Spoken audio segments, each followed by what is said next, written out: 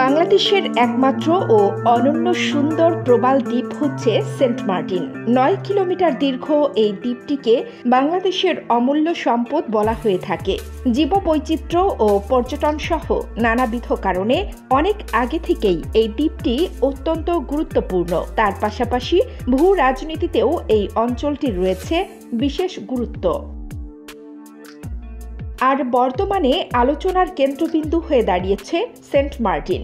বলা হচ্ছে Saint Martin দাবি করেছে যুক্তরাষ্ট্র, যদিও বিষয়টি বরাবরের মতো অস্বীকার করে বিবৃতি দিয়েছে মার্কিন দূতাবাস। তবুও সেন্ট মার্টিন নিয়ে আলোচনা যেন থামছেই না।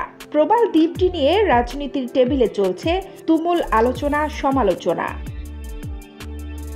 গত 14 জুন সদ্য সাবেক হওয়া আওয়ামী লীগের নেতৃত্বাধীন 14 দলীয় জোটের অন্যতম শরিক ওয়ার্কার্স পার্টির সভাপতি রাশেদ খান মেনন জাতীয় সংসদে মার্কিন যুক্তরাষ্ট্র সেন্ট মার্টিন দ্বীপটিকে পাওয়ার লক্ষ্যে চক্রান্তে লিপ্ত রয়েছে, এজন্য তারা রেজিম চেঞ্জ, যুক্তরাষ্ট্রের যারা বন্ধু তাদের শত্রুর প্রয়োজন নেই বলে তিনি জানান।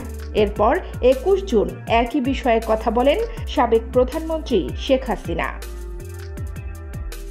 সাবেক প্রধানমন্ত্রীর ওই বক্তব্যের পরই মূলত সেন্ট মার্টিন নিয়ে দেশের রাজনৈতিক অঙ্গন সহ বিভিন্ন মহলে তুমুল আলোচনা শুরু হয়, যা এখন পর্যন্ত চলছে। আর বিষয়টি গুরুত্বের সঙ্গে দেখছেন সবাই। সেন্ট মার্টিনের মতো অফশোর দ্বীপ থাকার কারণেই সমুদ্র নিয়ে আন্তর্জাতিক আদালতে মিয়ানমারের সঙ্গে মামলায় বাংলাদেশ অনেক বড় সমুদ্র অঞ্চল পেয়েছে। সেন্ট মার্টিন না থাকলে বাংলাদেশ এত বড় সমুদ্র অঞ্চল পেত না।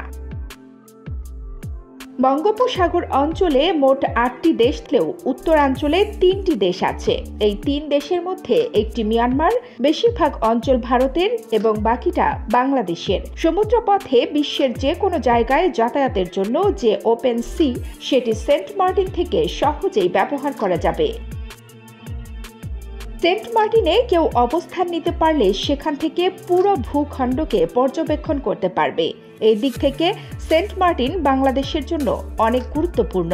এছাড়া সেন্ট মার্টিনের জীববৈচিত্র্য এবং প্রাকৃতিক যে সম্পদ রয়েছে তার গুরুত্বও অনেক।